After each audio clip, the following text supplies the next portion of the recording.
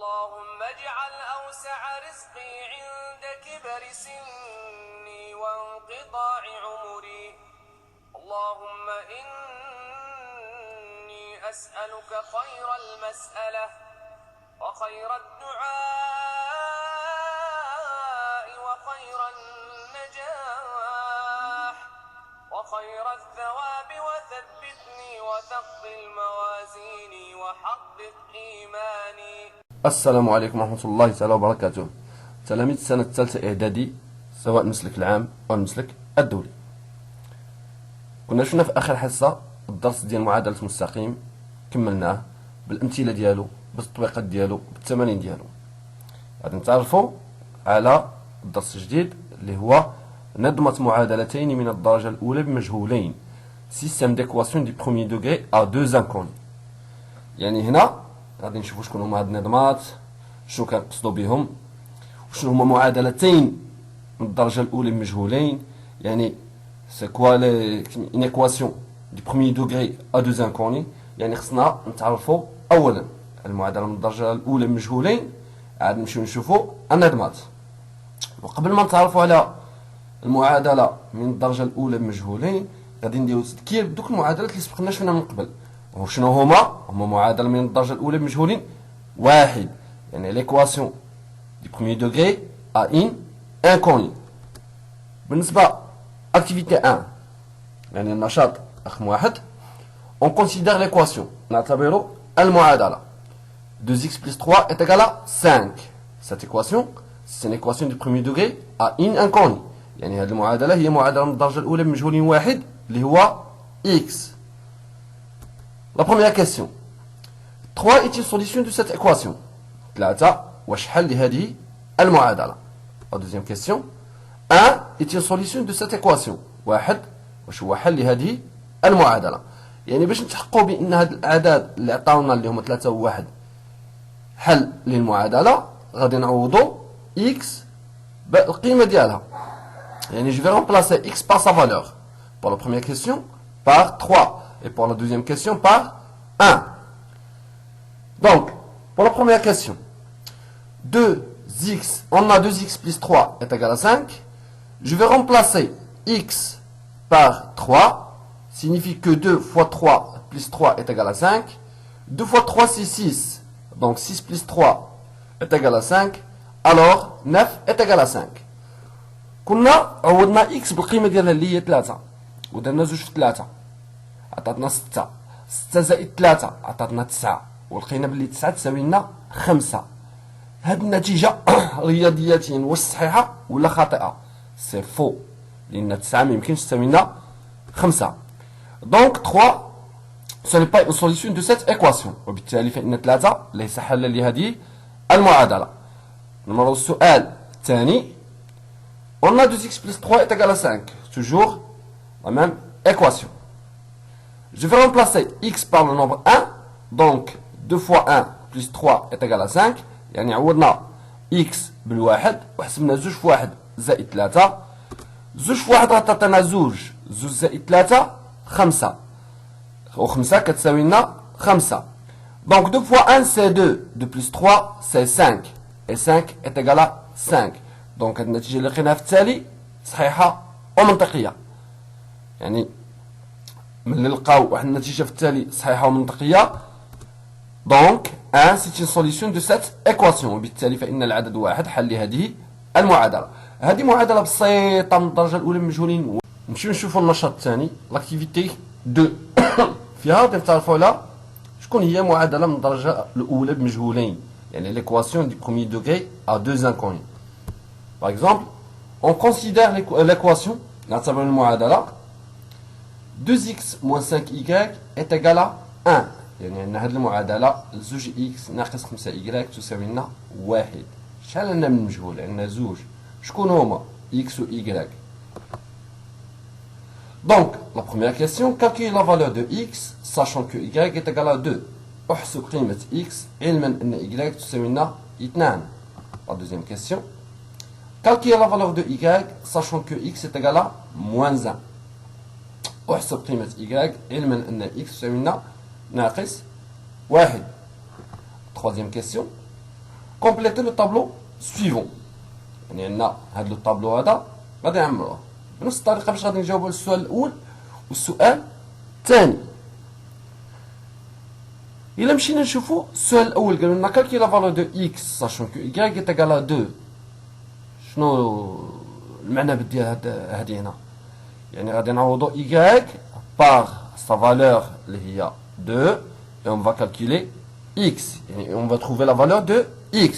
يعني غادي نرجعوا المعادله من الدرجه الاولى بمجهول واحد.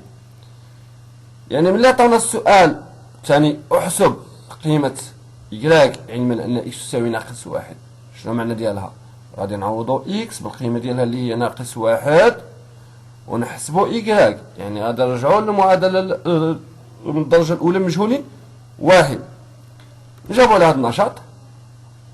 Pour la première question, calcule la valeur de x sachant que y est égal à 2. يعني نحسب قيمة x علما أن y تساوي لنا 2. قلنا غادي نعوضو y بالقيمة ديالها اللي هي 2 ثم نحسبو x شحال تساوي لنا. On a 2x moins 5y est égal à 1 signifie que يعني 2x moins 5 fois 2 est égal à 1. On a remplacé y par 2. عوضنا y بالقيمة ديالها اللي هي 2. Signifie que 2x moins 10 est égal à 1. Signifie que 2x est égal à 1 plus 10. يعني كانت عندنا زوج x ناقص 10 تساوي لنا 1. يعني ان زوج x تساوي 1 زائد 10. شنو درنا؟ ديك موان 10 اللي كانت عندنا من هنا ديناها للجهة الأخرى وخصنا نغيرو لها لو سين.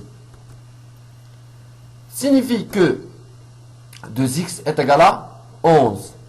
Donc, x est égal à 11 sur 2. يعني هنا شنو بحال اللي شنو كان عندنا؟ رجعت عندنا معادلة من الدرجة الأولى بمجهول واحد. يعني إيكواسيون دي بروميير دوغري أ إن انكوني. يعني ما كانش عندنا فيها شي مشكل، ولكن شنو؟ عطاونا واحد القيمة قالوا لنا نفرض أن هذه القيمة هي القيمة ديال y تساوي 2. نشوفوا دوزيام كاستيون. Calculons la valeur de y sachant que x est égal à moins 1. احسب قيمة y علما أن x تساوي لنا ناقص واحد. Toujours, on a 2x moins 5y est égal à 1. Je vais remplacer x par sa valeur اللي هي moins 1. يعني غادي نعوض x بالقيمة ديالها اللي هي ناقص واحد. وغادي تعطينا 2 fois moins 1 moins 5y est égal à 1. Signifie que moins 2 moins 5y est égal à 1. يعني أن ناقص 2 ناقص 5y تساوي لنا 1. يعني moins 2 moins ديك moins 2 نقلوها لجهة أخرى ترجع لنا plus 2. يعني moins 5y est égal à 1 plus 2. يعني elle signifie que moins 5y est égal à 3. Donc غادي نلقاو بلي y تساوي لنا ناقص 3 على 5. يعني حتى لا عطاونا القيمة ديال x في الأول عطاونا القيمة ديال y وقالوا لنا نحسبوا قيمة x. الآن عطاونا القيمة ديال x وقالوا لنا نحسبوا y. يعني بنفس الطريقة غادي نعوضوا واحد نعوضوا عفوا واحد المجهول بالقيمة اللي عطاونا ونحسبوا حنا المجهول الزاوج. يعني ديما حنا كنرجعوا غير للطريقة ديال معادلة من الدرجة الأولى بمجهولين واحد. نشوفوا داك الطابلو لأن فيه الخدمة تقريبا غادي تبقى غير هي تتكرر. بالنسبة للطابلو اللي عندنا يعني عندنا لي فالور دو اكس لي فالور دو y. السؤال الأول نحسبو y pour x est égal à 1 بنفس الطريقة اللي كنا نخدمو فيها الأول. يعني on va calculer la valeur de y pour x est égal à 1. Signifie que 2 fois 1, je vais remplacer x par 1, tatana 2 fois 1 moins 5y est égal à 1. Signifie que 2 moins 5y est égal à 1. يعني زوج ناقص 5y تساوي لنا 1. يعني ناقص 5y تساوي لنا 1 ناقص زوج، ديك الزوج نقلناها للجهة الأخرى. يعني ناقص 5y تساوي ناقص 1.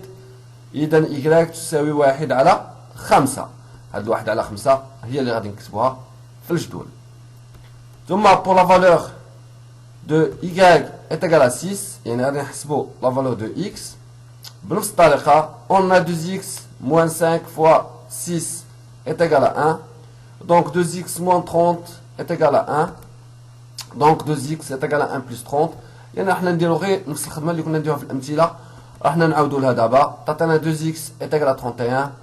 Donc x est égal à 31 sur 2. بنفس الطريقه غادي نكملوا كاع الاسئله اللي باقيه لنا. يعني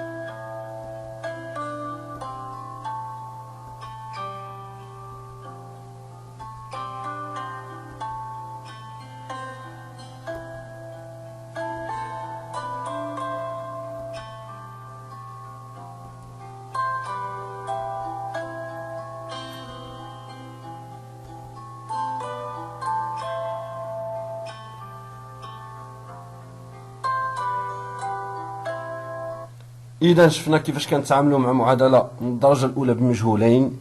يعني ما يمكنش غادي نديرو مثلا حنا نديرو الحل ديالهم بزوج، ولكن شنو غادي نديرو؟ ديما مثلا يعطيونا واحد العدد نعوضوه مثلا سواء إكس ولا إيكغيك ونحسبو حنا العدد الزوج إكس ولا إيكغيك. يعني مثلا لا كيسيون سويفونت نفس ليكواسيون اللي حنا خدامين بها. كال لي لو نومبر دو سوليسيون دو ليكواسيون 2x موان 5y est égal à 1. حنا كنا شفنا سميتو في الاسئله اللي قبل، في ثلاثه الاسئله اللي قبل شفنا السؤال الاول، شفنا السؤال الثاني، شفنا الجدول.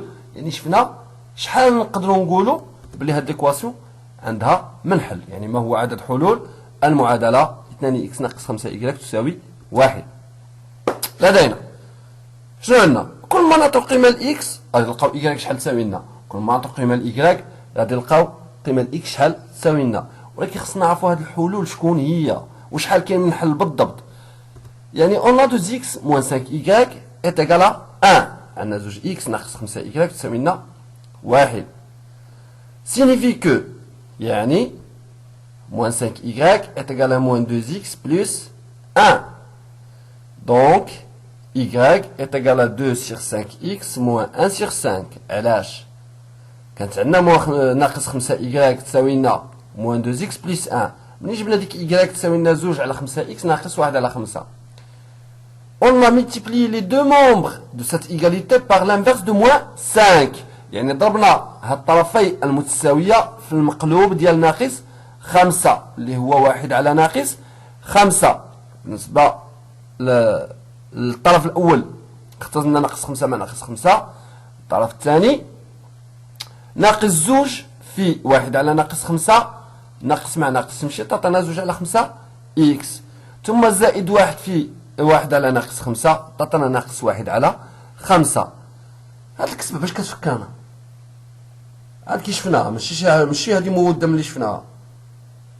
إيكغيك تساوي 2 sur 5 إكس موان 1 sur 5. كتفكرنا l'équation réduite d'une droite. Alors, tout point appartient à la droite de l'équation réduite. يعني كل نقطة تنتمي لهذا المستقيم راح تحقق لنا المعادلة. يعني alors tout point appartient à la droite de l'équation réduite y est égal à 2 sur 5 x moins 1 sur 5 est une solution de cette équation. يعني كل نقطة تنتمي لهذا المستقيم ذو المعادلة المختصرة y تساوي 2 على 5 x ناقص 1 على 5 هي حل لهذه المعادلة. وبالتالي شحال نقدروا نلقاو من حل هذه المعادلة؟ المستقيم شحال فيه من نقطة؟ عدد لا منتهي من النقط.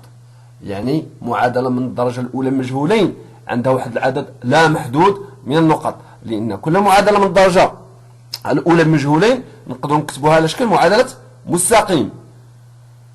يعني النقط التي تحقق لنا معادلة مستقيم شحال كاين؟ هي جميع نقط المستقيم. وبالتالي هذا المعادلة من الدرجة الأولى بمجهولين عندها واحد العدد غير محدود من الحلول. ولا تكلمنا على معادلة من الدرجة الثانية وتكلمنا بأن نقدروا نكتبها على شكل معادلة مستقيم، إذا الحلول ديالها عبارة عن نقط، وبالتالي هذه الحلول تكتب على شكل أزواج. يعني هذه الحلول نكتبوها على شكل أزواج. غادي يكون عندنا les solutions de cette équation, les solutions de l'équation du premier degré à deux inconnus s'écrit sous la forme des couples. يعني غادي يكون مكتوبين عندنا على شكل أزواج. نمشيو نشوفوا المقطع الأول ديال الدرس ديالنا équation du premier degré à deux inconnus. المعادلة من الدرجة الأولى بمجهولين. يعني toute égalité s'écrit sous la forme de ax plus by plus c est égal à 0 où a, b et c sont des nombres réels donnés est appelée équation du premier degré à deux inconnus. يعني كل متساوية تكتب على شكل ax plus by plus c est égal à 0 بحيث a و b و c عدد حقيقي معلومة تسمى معادلة من الدرجة الأولى بمجهولين. يعني كل كتابة مكتوبة على هذا الشكل اللي هو ax زائد by زائد c راها تسمى معادلة من الدرجة الأولى بمجهولين. معادلة من الدرجة الأولى لأن كل شيء فيهم الأس واحد مجهولين، ما نتكلمش على الأعداد المعلومة. وبمجهولين لأن عندنا زوج ديال المجاهيل اللي هما x و y. Donc, les solutions d'une équation du premier degré à deux inconnus sont tous les couples x, y. يعني هما غادي يكونوا عبارة عن أزواج pour lesquels l'égalité est vraie. يعني الذي من أجلهم المتساوية تكون صحيحة. حلول المعادلة من الدرجة الأولى مجهولين هي جميع الأزواج x, y التي تحقق المتساوية. يعني بالنسبة من نتكلموا على معادلة من الدرجة الأولى مجهولين نتكلموا على الحلول ديالها عبارة عن أزواج. يعني كنتكلموا بأفصول وأرتب لأن قلنا كل معادلة من الدرجة الأولى مجهولين نقدروا نكتبوها على شكل معادلة مستقيم. نمشيو الآن نشوفوا التطبيق. Application. Amine a trouvé trois couples de solutions pour les équations ci-dessus. On a 3, 4, 1, 1, moins 2, 4. Déterminer de quelle équation chaque couple est solution.